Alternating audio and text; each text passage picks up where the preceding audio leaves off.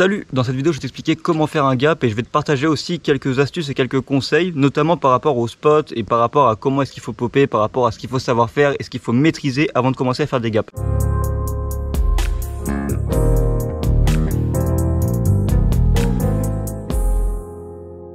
Dans un premier temps, un gap, qu'est-ce que c'est? C'est tout simplement une différence. La définition du mot gap, c'est une différence. Donc ça peut être une différence de niveau, de hauteur, de tout ce que tu veux, de longueur.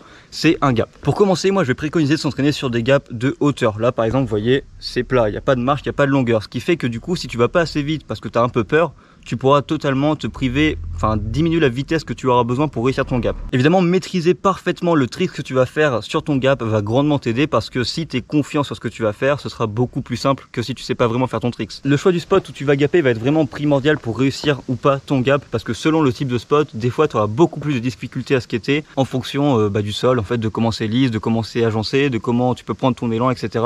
Et tout ça, on va voir plusieurs exemples de spots dans cette vidéo. Un truc qui va être vraiment important aussi, c'est si tu sens pas de faire ton gap aujourd'hui, le fais pas en fait, parce que ton spot il sera encore là dans 2 semaines. Toi, si tu te casses la jambe, dans 2 semaines tu seras pas là pour l'essayer. Donc si tu le sens pas, fais-le pas en fait, on s'en fout, tu reviendras. Maintenant que tu sais tout ça, je peux te laisser avec la vidéo et on va voir différents types de spots pour savoir lesquels utiliser en premier, lesquels skater en premier. Donc là typiquement ici on a un exemple de gap qui est vraiment pas trop mal pour débuter, c'est-à-dire qu'on a un élan qui est relativement correct, ça roule plutôt bien. On a des toutes petites marges, donc pour débuter c'est parfait. Le seul truc qui va être un peu l'inconvénient, c'est la replaque. Vous voyez, c'est des gros cailloux, c'est vraiment pas l'idéal. Mais si vous avez que ça peut totalement le faire. Alors du coup là, vous voyez qu'on a une grande piste d'élan, donc on est vraiment bien. On n'est pas obligé de se priver sur la vitesse. Et du coup, la vitesse compensera sur le sol granuleux. Plus vous aurez une replaque pourrie, et plus la vitesse que vous aurez accumulée vous permettra de rouler facilement sur les gros cailloux. Donc là typiquement sur ce gap vous voyez la replaque est pourrie, mais vu que c'est pas très haut en fait je vais pas vraiment m'écraser sur le sol. Je peux quand même rouler et replaquer tranquillement. Maintenant on va voir un peu la technique et voir un peu comment ça fonctionne en fait pour faire son gap. Il n'y a pas vraiment de secret, il n'y a pas vraiment de méthode particulière, sauf comme j'ai dit en début de vidéo, déjà connaître et maîtriser son tricks en flat ça va être super important. Le seul truc qu'il va falloir retenir et comprendre c'est qu'en fait il va falloir lancer son tricks au moment où les roues avant vont arriver au bord du gap. Tout simplement, il n'y a rien d'autre à comprendre. Il n'y a pas de secret, il n'y a pas de mystère, donc c'est pour ça que c'est vraiment primordial. C'est pas obligatoire de connaître et de maîtriser son tricks en flat, mais ça va grandement vous aider.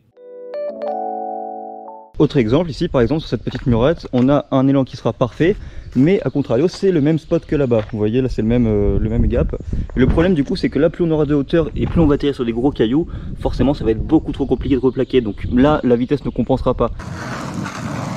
Bon là j'ai pas été bien vite parce que je savais que j'allais m'éclater sur le spot en fait parce que les grains sont beaucoup trop gros et quand tu tombes de haut sur quelque chose de granuleux tu vas pas pouvoir replaquer et rouler. Et donc c'est pour ça qu'aussi ça va être vraiment important pour vous d'analyser le spot avant même de vous lancer parce que si vous savez déjà ça, vous allez voir que le spot est impraticable et que ce sera même pas la peine. Typiquement vous avez pu constater que sur ce gap la replaque est tellement horrible que quand je replaque en fait ça me plante et je peux pas rouler, je peux pas replaquer correctement. C'est pour ça qu'avoir une replaque optimisée ça va être vraiment le meilleur truc.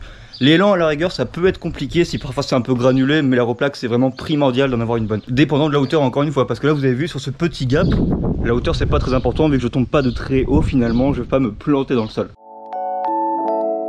Autre cas de figure, ici par exemple on est sur l'exemple du spot moyen, totalement moyen, parce que l'élan est relativement long mais il est en diagonale, ça roule correctement mais pas assez, et la replaque c'est pareil, on a une mini replaque, ça roule plus ou moins bien, donc là typiquement c'est vraiment le spot moyen. Donc effectivement ici l'élan est un peu en diagonale et un peu granuleux, la replaque est un peu granuleuse aussi, la hauteur est correcte, donc malgré tout, malgré le fait que ce spot soit moyen, c'est le meilleur spot qui m'est accessible, donc c'est ici que je vais m'entraîner. Bon maintenant on va voir le spot qu'il faut absolument essayer d'éviter au maximum, parce que là par exemple on pourrait croire que c'est parfait, on a un élan qui est parfaitement lisse, une replaque qui est parfaitement lisse, une hauteur d'à peu près deuxième truck, donc 60 cm. On pourrait croire que c'est pas mal, mais le problème c'est que là on aura trop peu d'élan pour avoir le temps de se pousser, de placer ses pieds et de sauter. Donc là typiquement c'est pas du tout un spot convenable. Certes on a tous les éléments qu'il faut pour pouvoir avoir un gap parfait, mais l'élan aussi est primordial. Alors sur ce spot tout a l'air parfait, mais comme vous avez vu on n'a vraiment pas le temps de positionner ses pieds, de s'élancer et de faire son trick. Là vous voyez que pour faire un gap il faut sauter quand son trucks avant arrive à la limite du gap, là mon trucks je saute quand je suis déjà sorti en fait, quand je suis déjà en train de tomber. Donc quand on va débuter c'est vraiment trop compliqué, même moi j'ai eu beaucoup de mal à le sauter. Dorénavant vous avez toutes les clés pour apprendre à faire un gap, donc je vous invite à trouver le meilleur spot que vous pourrez trouver pour pouvoir vous entraîner. Alors c'est vrai que parfois c'est compliqué, parfois on n'a pas beaucoup de spots, un bout de trottoir ou n'importe quoi fera l'affaire pour commencer. Je te remercie d'avoir regardé cette vidéo, je t'invite à t'abonner si c'est pas déjà fait parce qu'ici tu trouveras plein de vidéos de skate qui pourront être vraiment intéressantes pour toi. Si jamais tu as des questions sur le gap ou sur n'importe quoi d'autre dans le milieu du skate, n'hésite pas à me la poser et j'y répondrai peut-être. Voilà, allez salut.